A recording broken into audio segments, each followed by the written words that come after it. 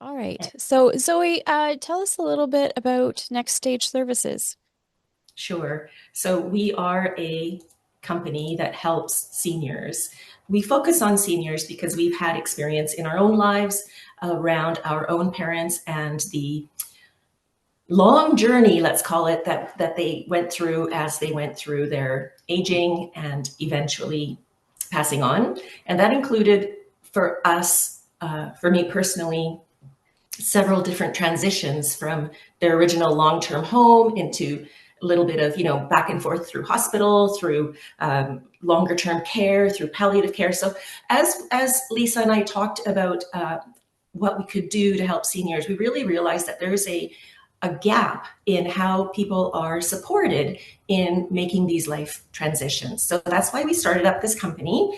And we really try to focus on making sure that people's personal situations are taken into account when we work with them. So most of the time we are asked to support because the person who's responsible for making the move either doesn't have time, or they have health issues, or they can't get enough support. So in a nutshell, that's kind of what we do. And we don't actually, we're not a moving company. So to clarify, we are people who help manage the actual transition. So that includes everything from uh, deciding the timeline, to helping you decide what to do with your possessions, to actually sometimes helping people pack as well, and arranging for the movers, supervising the movers. We also help prepare the home for sale if that's what makes sense for you, and or emptying the residence according to the landlord's wishes, etc. So we will go through some of that as we talk today. Excellent. So, Wonderful. yeah, So I will mute myself and Zoe, take it away. awesome. So So, thanks again, sorry, Heather. it's Lisa. Can I just ask, can you see me? Oh, we can now, Lisa. Okay, good. Sorry to interrupt. I just wanted to be sure that you knew I was here. Excellent. Perfect. Fabulous. Yay, glad you're back. I'm glad I don't have to be the only talking head today. So let me just advance my slide. Technology is always the thing, isn't it? So today we'll talk a little bit about life transitions. So what you might expect as you move to your next home, also some of the myths and realities around how people think about that move, and what we've actually experienced in our business as we help them make that transition. And then we'll of course give you some toolbox type resources that you can use as you might want to think about your own upcoming transition. So whoops, sorry, technology. I'm just going to keep saying that all day. There you go. I'm going to hand it over to Lisa to talk a little bit about seniors and how moving is different. Thanks, Zoe. Over to you, So, Lisa. Oh, have we so lost her? Yay. can you hear me? Yes. Okay. So moving as a senior is different than at other points in your life. What we find is that as we age, many people help us to lead our lives in a healthy way.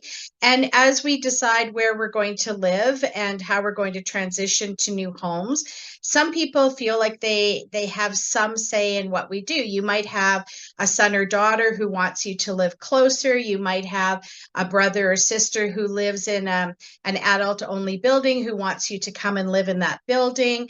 But you also might have health changes, and your doctor might be talking about a knee replacement and how stairs will be difficult, or in fact, have medical personnel who tell you you must move out of your home within a defined period of time. So, as a senior, you find that you have a lot of other people who are influencing your decision on where you might live. We also find that earlier in our lives, we may be planning moves, at a specific time next fall or before the kids start school, or in 5 years, I'm going to move to the coast. And because as we old, often we have some health challenges and other life challenges, moving might actually be more sudden than a planned move. For example, if you have a dependent child who moves out of the home, or perhaps your spouse passes away, you might have your children take a job in another city, or relatives you're close with are in another province. Your finances and your income might change. Suddenly you retire, or we had 2 months ago, I guess, a woman who actually was part of one of the scams that we hear about in the media, and had to immediately sell her home to deal with the debt that came with that. Or, of course, there might be medical incidents or changes that might encourage us to move suddenly when we weren't really planning or expecting to.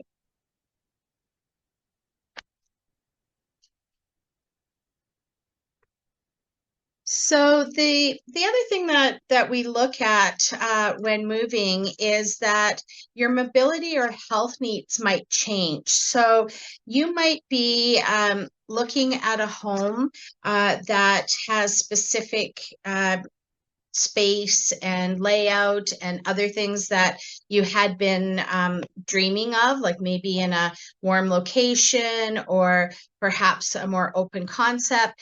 And you may find that your health or mobility issues will suddenly change the type of home that you need to move into. For example, a bungalow style with no stairs.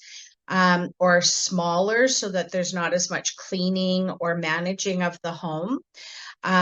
You might also want to be closer to your family and friends. You know, we often find that as soon as the first grandchild comes, or one of your good friends or siblings, it moves to a different place, that influences your choices. We find that sometimes the move itself can be difficult. We often have people call us to ask if we can help drive them around to different potential homes and residences, or care homes, to see the different facilities and to talk to the people there, because they don't know where to start or how to physically get to all of these different locations. We also find that getting organized and planning can be difficult sometimes, because you're not exactly sure what the timeline or what your needs might be, or even what your options are. And that sometimes there's a physical difficulty in packing. We just worked with a wonderful couple who was downsizing and moving into an adult-only residence with their friends. And they had fully planned to pack up and be ready for the help that we were going to provide them.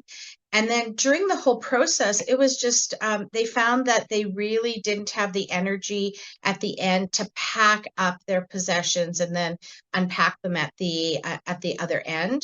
And so suddenly they needed help that they thought they would be able to manage on their own. We also find that when you are trying to live more simply, or perhaps move to a place that is smaller than the one you live in, you must downsize the number of items you have, or perhaps the size of the items that you have. And it's really an emotional process, not only to decide what will fit in the new place and what you want to take along, but also that it might be disappointing that your friends and family aren't taking more of your possessions, or a charity isn't willing to take them because they feel that they can't, for whatever reason, manage the piece that you're trying to donate to them, but you feel that it has a lot of value. So difficulty deciding what to let go of and what to keep can be very challenging for people. And then, of course, there's the logistics of selling and sharing and disposing of your items. So if you know that you're moving from, say, a 3-bedroom home or an apartment that had 2 bedrooms, and you're now moving to a studio or a 1-bedroom, there's the logistics of trying to share the things that you have. You might want to sell them, and how do you do that, and how long do you need, and how do you manage people coming to and from your house to pick up and to see items. You might choose to donate to charity, and you still have to get the items to the charity, and charities don't take everything, so there might be multiple places that you have to go to. And then there'll be some items that are just so worn out that they need to be disposed of. And again, that's a different person and process that you need to engage with. So that whole logistics of removing the items that you've decided you no longer need can take time and energy that can be challenging sometimes.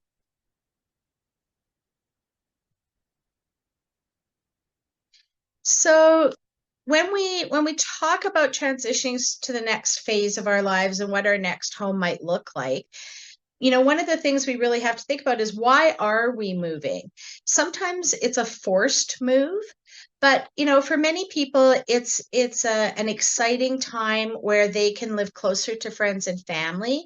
They can better manage a medical condition where they might need assistance, or they have restrictions, like a tub or there is no tub, you can walk into a shower or stairs, or you might need a different room where bars will be available. Just, your medical condition might determine some of the things that you need to move. The loss of a spouse or a loved one is often a catalyst for people to downsize and move. And craving more social interaction has become a more prominent one over the last few years for us as a company. Before, we saw people move because they could no longer manage their homes, or they needed to look for a home with different criteria. But more and more people are very able to manage their own home, but they are finding that they're lonely. We had one woman who said, during COVID, the church picked me up and took me on Sundays, but they don't do that anymore. My neighbors have all changed, so I don't know them as well. And my children now live in different cities, so I'm able to manage my home, but I just don't want to be by myself all day watching TV. So she moved into an adult facility where her sister lived, and where there was more social interaction that she could choose to take advantage of. So more and more, the craving more social interaction is becoming an issue.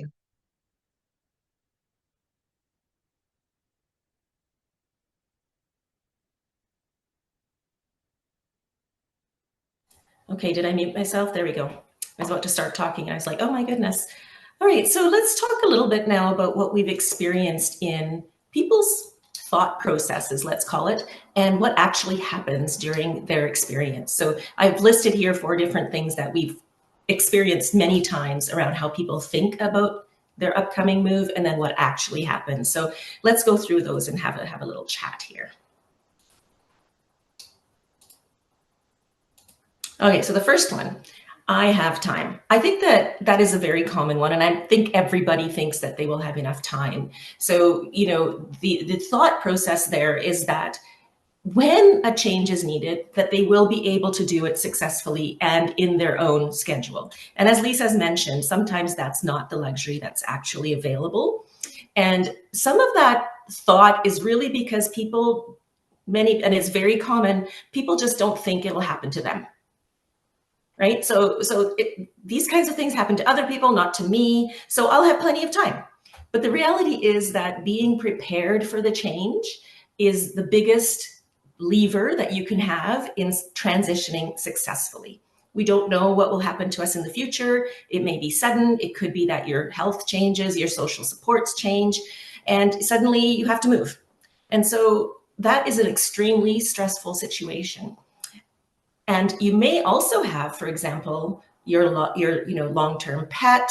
You may not be able to drive anymore, so you need to be somewhere near busing. All these kinds of things affect the ability to take time to make that change happen. So, you'll hear us say this a lot. What you can do is to start planning early. It'll probably be on every slide. Just kidding. So one of the things is, start thinking. Imagine what it would take to actually make that transition and start doing some research. Again, we'll talk about some of these what you can do items as we go through. One of the big ones that we try to get people to start early is the decluttering. And, decluttering is a term, obviously. I'm not implying that you all have, cluttered houses. It's just that over 20, 30, 40, 50 years, we all accumulate a lot of stuff. Unless you're a minimalist, I can guarantee you will have many, many things that you have collected over the years. And those things may not be things you can take with you. So the sooner that kind of work is initiated, the easier it will be in the future for you. So that's one of the first myths that we kind of come through. The next one is about, I'll deal with it when it happens. It's a little bit related, but again, it's that whole denial or perception that I'm capable. I know, I've run my house for 50 years. I'll deal with it. I've dealt with so many other changes and so many other challenges. This is just one more. I think the key element here is what actually happens when a crisis situation occurs. So forgive me if any of you are medical personnel. This is a highly simplified sort of description, but essentially your brain hijacks you. And it's not even your brain, it's your very primitive brain that says, you know what, I'm now in a survival situation. I'm not going to think about it. I'm just going to do whatever it takes to survive this. But what that means is your body also goes into a huge stress response and you get overwhelmed, you get very unable to make decisions. And so the crisis that might be the it in your life could in effect sabotage your journey and your capability and your energy. And so you end up just feeling exhausted, numb, overwhelmed. Again, what can you do with it? Start thinking about it. So start planning, deal with it sooner, deal with it in the sense of making arrangements with perhaps your family and friends, going through some of those scenarios. God help, bless us all that we just all pass peacefully in our sleep. But the reality is that may not happen. So just talking honestly with your support people to say, you know what if I have an accident? What if I fall? What if I have to, I can't walk anymore? Those kinds of conversations are really important to have earlier rather than later. And then, of course, the legal aspect, which again, we're not lawyers, but make sure that those papers that Heather just mentioned, if you're planning to attend that seminar, make sure that those papers are in order sooner rather than later. I'm sure we all know, or maybe you haven't heard, that if you die without a will, it is a very long and gory and time-consuming process for your survivors and or whomever is your executor to try and get your estate released. And it is, essentially not doing any favors for anybody who's left behind. And then the other thing is, if you are intending to give people stuff, do it early. Make them a gift. And again, it serves two purposes. They can appreciate it while you're still living. You can appreciate the fact that you gave them the gift, but as well, it helps with that whole downsizing aspect of your possessions. So that was kind of the second sort of myth that we had. So the third one is, I don't need help. And you can see how these are all interrelated. So this one is, that's great. I think that all of us would love to think that we are very capable. And as Lisa mentioned earlier, people do start this journey on their own. So, their spouse has a health challenge, so they decide to move into a assisted living or adult community, and they start the journey. They pick the place, they start packing, and suddenly they realize that there's just way too much. It's just physically not possible for whatever supports they have at the time to do that whole job. And then again, that overwhelm sets in. Sometimes if it's a very short timeline, so again, it's an illness, maybe your spouse has to be in a full care facility, and the house just becomes too much. So then that is a time crunch. We find that people usually call us when that time crunch is on, because they realize they go, and then suddenly it's like, oh my goodness, I only have a month or less than a month and I have to be out of my house. And how am I going to do this? And then they ask around to their friends, and usually we get a referral to say, you know what, this company can help you out. So, and the last thing I want to point out for this particular one is the embarrassment factor. We often get calls that say, I'm really embarrassed that I'm asking for this, and I thought I could do it by myself. And that is absolutely nothing to be embarrassed about. We are only single people. We're only, you're only yourself. You can only do so much. So asking for help is taking care of yourself as much as you can. So I think that embarrassment is, I don't even know how to say it. It is not something that should stop you from asking for help. I don't know if that's useful. So again, what can you do? Prepare, and talk to people about what might happen if you do end up in a situation like that. Think about who you might be able to call on. Can you call upon friends? I know that many of our clients do have friends in town, but again, what is the capability of your friends? If they're your age, they probably will have very similar energy profiles. They probably will have their own issues and lives that they need to take care of. And I'm sure every friend will drop whatever it is and help you, but that can only happen for a limited amount of time. So again, start thinking about that and talking to people and trying to make arrangements in that area.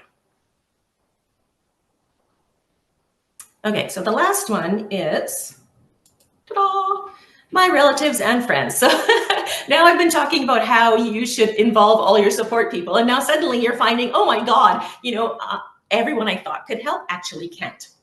And it's not because they don't want to or they don't have, that will. A lot of times we find that often children will phone us, so the children of the people that are transitioning, because they either have been traveling to town to help their parents because they live elsewhere, or they have their own full lives of children and, their profession and their activities, and they just cannot do it. And again, there's no blame, shame, whatever word you want to use in that. I think that the reason companies like ours exist is because that is what life is like today. We don't have the slow lives that we could have seen, 2 generations ago, where people would be able to call on extended family who would often live close by, who might have a strong church community, who might have kids living nearby that are, and or grandkids, of course. So our times have changed. I think that we see this, people realize this, that even though everyone might have great intentions to help, that is sometimes not going to be the reality. Again, here we go again, develop a plan. So the ABC, the reason we talk about ABC here is that having a plan may not be enough. And for example, if you plan today that, okay, I know I'm going to transition in, say, 5 years, and so I want to do X, Y, Z, and whatever to make sure it happens, you may actually do some of those items, but then you get ill, or your spouse gets ill, or you have, a surgery, or whatever that might be. The plan A doesn't work anymore. So then to have a backup plan, sorry, I'm laughing because it seems like it's a lot of work for no reason, but we find that we end up being the backup plan, and that's because they didn't have a backup plan. And so if you are able to make that plan yourself, then you're that much more capable. Even if your plan is, well, I'm going to hire Next Stage Services. Of course, we'd love to hear that. Just kidding. The idea being that the more prepared you are, the less these myths are going to affect you in a negative manner. Okay, so I think that's the end of the myths and realities. We're going to talk a little bit about a toolbox. So what can you do to help yourself get ready, essentially? So let me just switch this over. I think I'm going to hand it back to Lisa for this portion. That's great. And while Joey's doing that, I would just encourage you, if you think of a question, to type it into the chat so that you don't forget and we can be sure to answer it at the end. So I'm going to go through in a little bit more detail the things that you can do now to make your next move a little easier. One of the things we suggest to people is to take time to imagine what you think the rest of your life is going to look like, and where would you need to live to do that? So where do you see yourself living?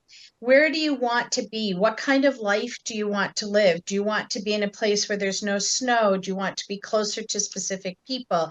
Do you see yourself with your pet? It's really important that when you have time and ability that you research your options.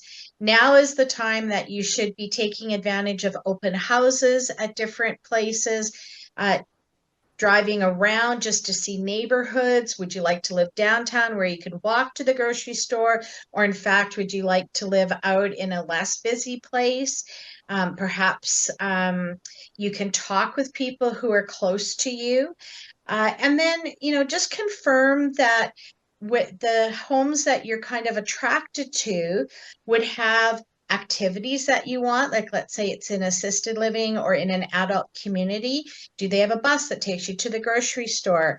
Do they have clubs and outings and things that you might want to take advantage of? Or maybe that's you don't want any of that. And so that would change where you want to actually live.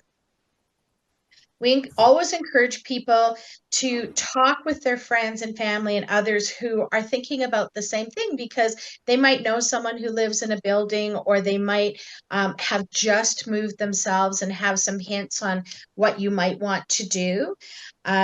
If you are able to narrow where you want to live, like say to a specific place, then it's great if you can actually go in and see the rooms. If you're in a home or an apartment, you can take pictures. If you're choosing to go into a larger building, they often have floor plans that they can give you. And ask about the rooms that you'll live in, obviously, but also ask about parking and storage. Many buildings have storage units by your parking spot. And you just need to know again what it is that you might want. You have a bike, or golf clubs, so you don't want to store them in your apartment. So just think about the life you want to live, and will this new place have the space and layout and amenities that you are looking forward to having, so that when you get to the point, whether it's in a month or 5 years, you will have a sense of where you'd like to go. One thing that we have found very helpful is, at some point, just pretend you have to move in a month. What would you do to the home you're living in and to all of the possessions and activities you have to get ready for that move?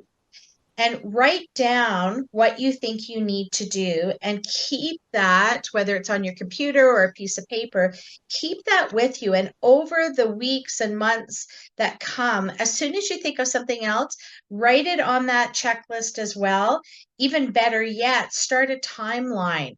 I talked to this building and I really want to move in there, but they have a waiting list. So I'm going to go on the waiting list. So I know that whenever I'm ready to do that, it's going to take about 4 months. So put that on the timeline at the right time. You might find that you want to book a mover, or your children say, we'll come and help, but we need a couple weeks notice. Put that on your timeline, so that whenever you decide to actually implement your checklist, that you have as much as you can already written down. You don't have to try and do the research or think about what order you need to do things in. And of course, Zoe talked a little bit about who will help you. It's always good to get that information. Although, again, we find that often people say, of course, I'll help you. And then when it comes to it, we moved a couple a little while ago, and their close friends were very helpful, but they thought they would help them physically pack and move. But instead, they came and they kept them company, and they brought meals, which was extremely helpful and appreciated, but it didn't actually get the job done. And so they then suddenly had to find other people to help them do that. And we were lucky that we were able to help them do that ourselves. But talking with people who can help you and finding out what their timelines and what their requirements might be is helpful. And of course, you need to find out how much it will cost so that you can make different decisions. If you have friends or family who have trucks and they're willing to physically move you, that will save you a mover. If you find that you are moving from a house to a place that utilities are included, you need to find out what are the costs to transition your utilities. And there's some legal fees with moving. There's costs all the way along with the move itself that it would be good to document, just so you have a sense of what that looks like, because that might change your timeline, or it might change what you have to do to get ready. So if you find that the budget is higher than you expected, you might start to for example, sell some of your possessions to get ready, but also to help fund that move. We also had a woman call us and said, I'm not ready to move. I think it'll be 5 years, but both my daughters live in the States, and I don't think they're capable of helping me move or helping me pay for a move. So can you give me a quote? And I'm going to actually save money because I know that I will need your help, but I can't afford to pay you all at once. So I'm going to save a little bit of money each month. So by the time I actually need you, I'll be ready. So she just wanted that awareness of how much it would cost and how she could prepare for that.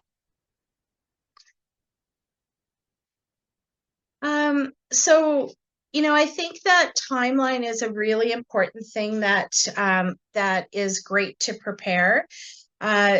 Because there are things that we think will happen quite quickly, but don't.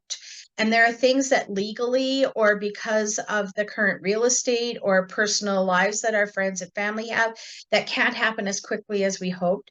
So that timeline is really important, and keeping it up to date as you move over the months and years is really important so that you can implement it more quickly.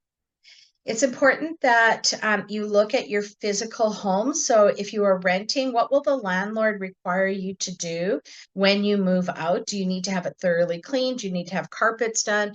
Are there some repairs that you'll have to do? And likewise with your home. Do you need to paint it? Do you need to do some landscaping? Are there things that will help you sell your home that will take some time? Sometimes, maybe you end up moving in the winter, but it would have been nice to have pictures of your yard or some of the yard work done during the summer so you can get that done before you actually need to have it. So I think talking with your landlord or realtor is really important to prepare the physical home that you live in now. Zoe's talked a little bit about downsizing. If you have time, the great thing about downsizing is it liberates you a little bit. You feel a bit freer with your space and with the amount of things. People in the end feel quite weighed down by a lot of their possessions. I don't know what I'm going to do with this, or I put all the kids' stuff in the basement and I haven't looked at it, or I have so many Christmas decorations, I won't need them all.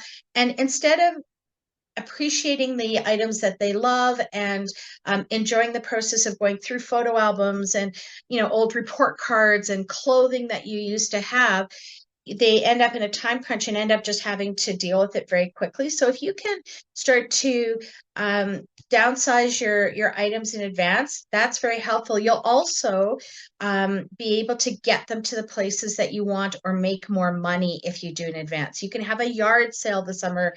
You can start to list items online. Some items sell very quickly, but some items take time, especially if you want to get a higher price for them. And then you can also be talking with your friends and family about where they take their things and keeping your eyes open to see where you might want to donate. Some people, we had a woman who loved cats and she wanted all of her possessions to go to the Meow Foundation. We have others who, like one family said, we don't want the items to be sold. We want them to be donated directly to people. So that changed where the items went. So I think if you can do that thinking in advance, it will help just make you feel more comfortable. It will help the transition be easier, and it'll just lift for you. It'll just give you more energy. The other thing that you might want to consider when you're looking at budget is just, if you don't think your friends and family might be able to help, or even if you do, but you want to have your plan B and C, do some research around organizations that can help you. I know that Unison has some support services around moving. You may end up hiring movers, so you want to interview them in advance and find out how far in advance you have to book them or what the cost might be. You might have people like us who help you from the beginning to the end to ship things to family and friends, or to start packing earlier, or to decide what goes to charity. And it's good to talk to all of those kinds of service providers in advance.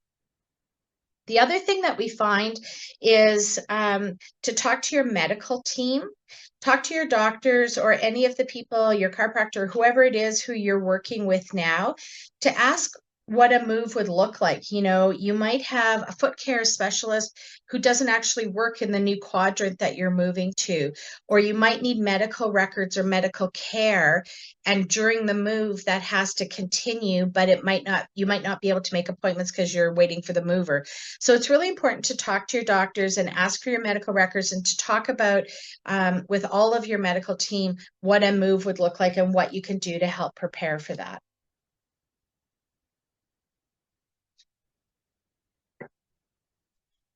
And then after you move, I mean, moving is an exciting thing. And for the planning phase, it can be very exciting. It can be a little stressful or more stressful when you're actually moving. But then when you move, it gets exciting again.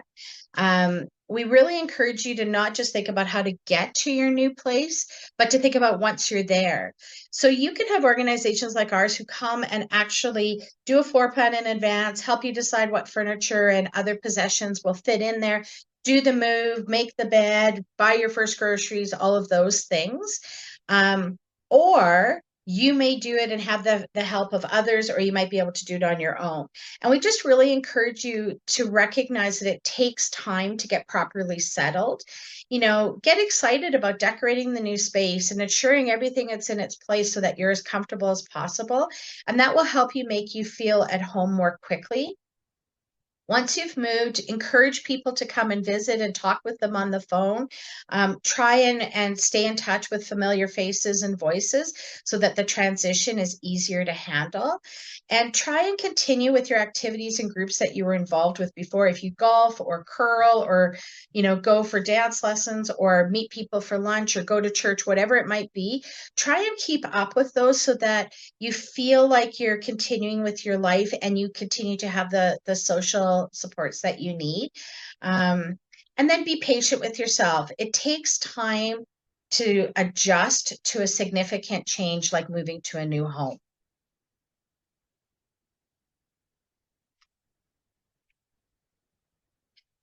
So those are some tips and some thinking around transitioning to a new home, whether that might happen suddenly or you're planning over time. We hope that it was helpful, and we'd love to talk with you about any specific questions that you might have. That was a fantastic presentation. And so just to be candid, I did this process with my parents yesterday. We actually moved out of the my childhood home and I helped them move into a condo. Um, and you know, I have some questions and some, so hopefully we can give some people some insight into the small things that we didn't think about. Um, a lot of what you said, um, you know, we did. Um, it was still really stressful. You know, we did over probably about a 6 year period, we did a couple of those, decluttering sessions, going through, family photos from my dad's parents that were still in our basement. The furniture. But when and my parents did do the tours. So somebody actually put in there that Chartwell Retirement has open houses.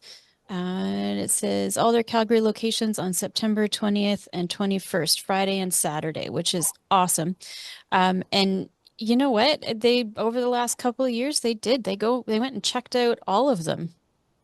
You know, they checked out all the ones in the area that they wanted to potentially live in. They decided to just go with a condo. So, but it happened really fast. They got the real estate agent. They went and they found the place that they wanted. Um, and then you have to deal with the banks and you got to get the bridge loans and all of that stuff. And then, put the house up, it sold within 24 hours and it was a 30-day closing. So when you say you have to move in a month, you're not kidding. Like it's fast. And it's so stressful. So I would like to say to the lady that saved or contacted you with her 5 year plan, kudos to that one. That was pretty smart. Um, Okay, let's see what we've got here question wise. Tips for the day of the move. So we organized breakfast, but I did not think about lunch in the middle of the day. And those young fellas were moving stuff. Um, do you have any tips for the day of move that, people should have things listed? Also going to throw in a side note here. If you've packed a go bag for like overnight, don't leave it where the movers can get to it because they'll pack it in the truck. Oh my goodness. That's one of the things that has happened to me personally in my last move. And I thought I was being, so organized with my little overnight bag and morning, coffee stuff ready and all that. And then it went in the truck. Yeah, right? They're fast. Yes. Oh my goodness.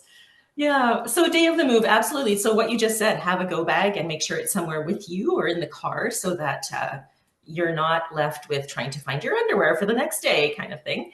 Absolutely. And the little things that will really make your life easy that first morning after, right? So just A, having your personal possessions, B, having somewhere to sleep would be great. And then the next morning. So I feel like, just being able to navigate the day of the move, have a good night's rest, and have your coffee or tea or whatever ready to go the next day will make a huge difference. And yeah, Lisa, over to you. Maybe just to add to that, I think it's important to recognize that it's a busy day. It will be a little bit stressful, it will be energy consuming, and it will probably be a long day. And you may not have slept well the night before, or you've been really busy leading up the days leading up to this. So I think one thing that's really important is during the day, take breaks. You feel the pressure of time, like the movers might come and you want to get them out of there as quickly as possible.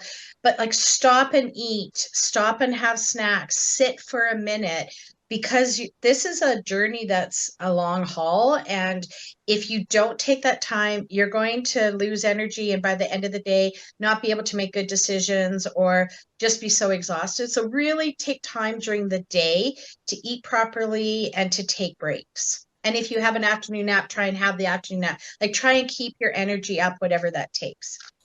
Yeah, and I'll add one more thing. Actually, when you book your movers, ask for an experienced foreman. Oh my If they goodness, can give yes. you, right? This is a big one because really the people that, I mean, they'll put whoever they have available unless you make a point of advocating for yourself, right? To say, you know what, give me the best crew you can. And if you have the luxury of time, move the next day or move the prior day so that you get the crew. It will make a huge difference in the move itself. But then having said all that, I would say also let the movers do their job. Don't try to tell them what they should and shouldn't do. They're in there to move you. And I think we've experienced several times that people try and tell the movers, oh, do it this way, do it that way. It's, well, they do this for a living. Let them do it. And I just feel that it's unnecessary stress on ourselves if we try to interfere in that process. That doesn't mean, it doesn't mean not to tell them to, make sure you don't forget the mattress and put my big picture between the mattress and stuff like that. I mean, good movers will do that automatically, but it's fine to express those kinds of needs, definitely. But other than that, yeah, Do let them you do their job. have do you have any suggestions for setting the movers up for success? Whether, because I know with yesterday we had the movers that my parents went with, um, they were going to take things to the dump, things to donation after they moved my parents in. Um, so color coded dots, or is there anything that you've done in the past that could help support things going to the right space at the right time? Yeah, we usually do staging rooms. So, just try and if you have the luxury of people who can haul stuff around for you, you can say, this room is the donation room. Don't move anything in it. That's the easiest for the movers. I find personally that when we tell people to do colored dots, they do it with great gusto at the beginning and then it just falls off. And it's another one of those overwhelmed situations. And just having, just a place, doesn't have to be a whole room, just a corner, whatever, that dedicates for this is for this function, this is for that function, and everything else can go. That kind of thing will help often. Lisa, anything?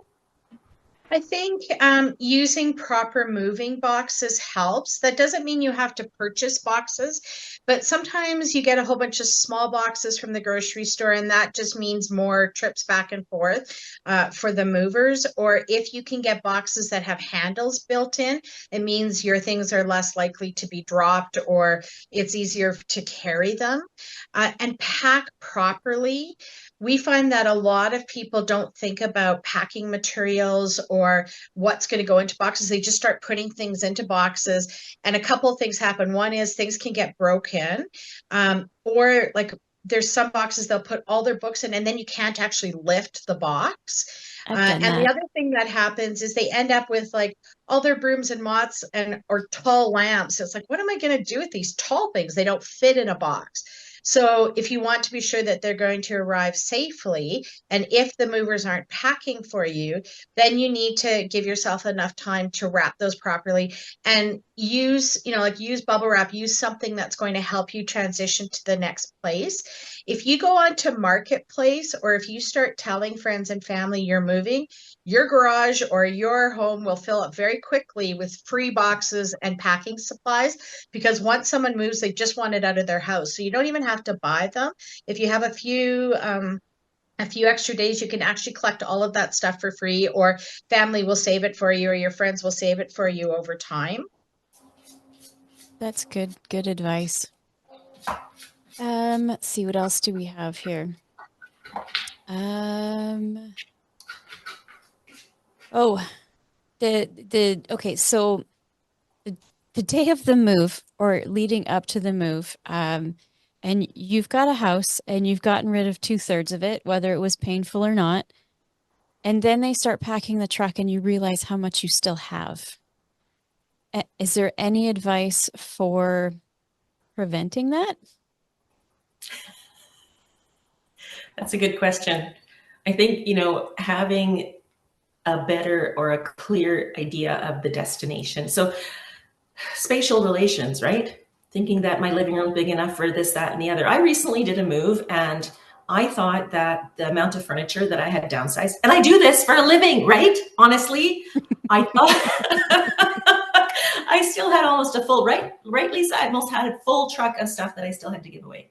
So do I have advice for people? Get rid of more stuff than you think you're going to need to get rid of. Yeah.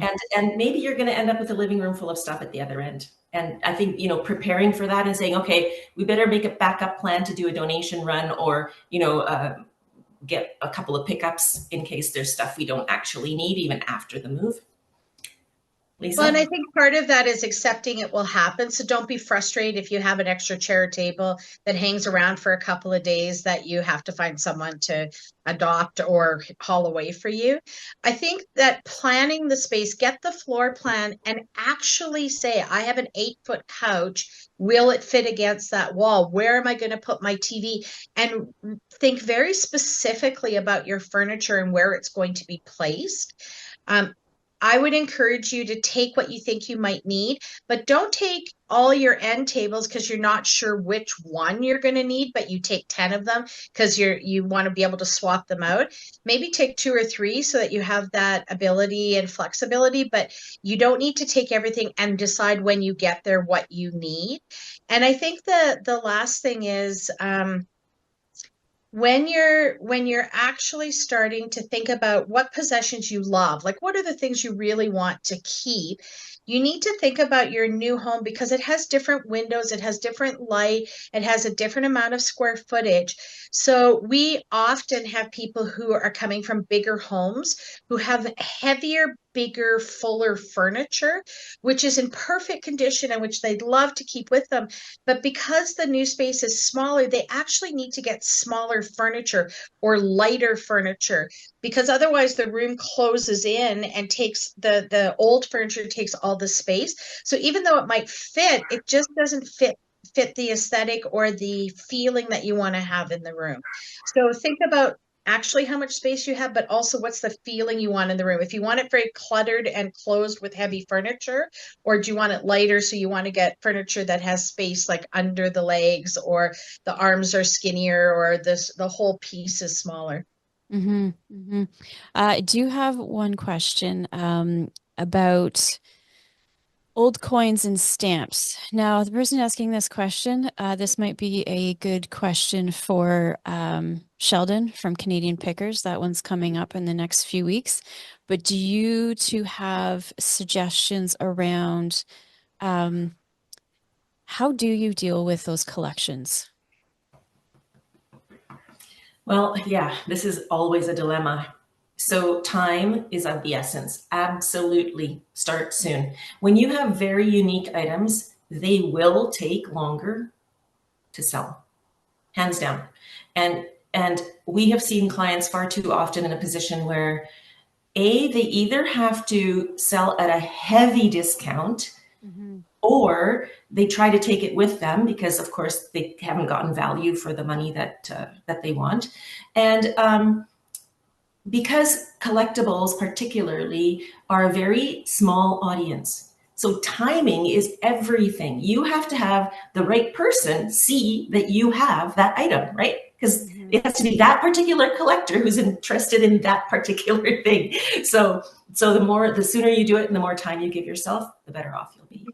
And Okay. talk to experts. There are coin and stamp experts. Don't be surprised if it's not the answer that you want. Mm. Often you think something's collectible and it isn't, or the coin itself doesn't have value, but the silver in it might. You know, we often get silver tea sets, for example, and people are very disappointed they can't be melted down and you get a whole bunch of money. They accept that people aren't using tea sets, but there's got to be a value. And you will find that silver dealers just say, no, we can't get the silver off of it. It's just not worth our while. So talk to the experts and talk to several experts so that you can make your own decision. Okay. I got one last I guess thing to chat about. And somebody brought up Christmas decorations. So when you're dealing with donations and donating things, especially right now, there's such a large percentage of the population that is downsizing. Um, donation centers can't take everything. Like they're inundated.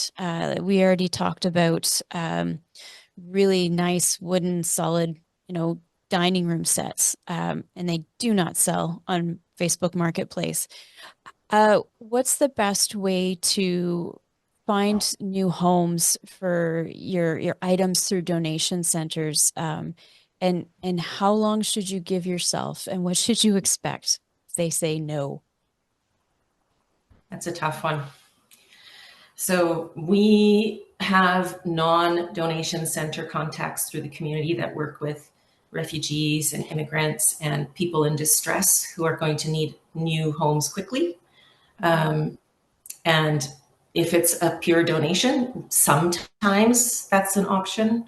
Other times, you know, It's important to do the research, and it's online, or you could talk with people about who takes what.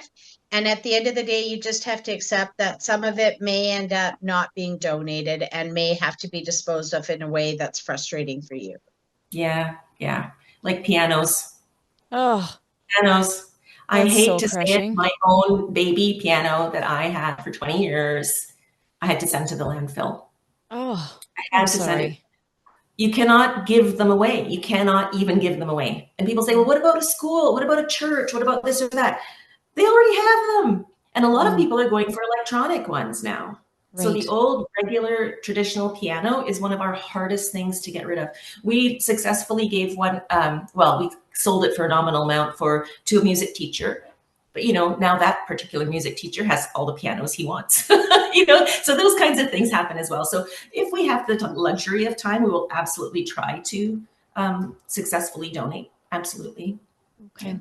Well, we're running out of time, but I want to give you guys an opportunity to share the services that you do offer, that you can help people with. How does Next Stage Services work? and how can you help people? Lisa, you want to do that one? Sure. So we're a customized support for people who are moving. Zoe mentioned earlier that we rarely do the physical move for you, but we will help you find movers and pack and unpack and be there the day of the move so that there's someone on both the moving side and the receiving side. But we spend our time with people who are thinking about moving, helping them decide what that timeline looks like, helping them with requests like, my neighbor loves the stained glass window. I'm not taking it with me. Could you walk it over there? You know, my daughter loves this dish set, but she lives in the States. Can you pack it and send it to her? So we help people who are unsure where they're going or know what they want to do, but need us to walk side by side with them through the process and do anything that they don't have the time or energy to do. And often it's family members who call us to help with a sudden move or because they thought they could help but can no longer help.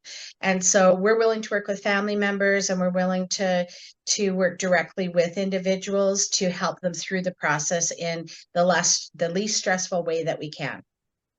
Wonderful. Thank you so much to both of you, Lisa and Zoe, for taking the time to walk us through all of this and to get us started on the right foot.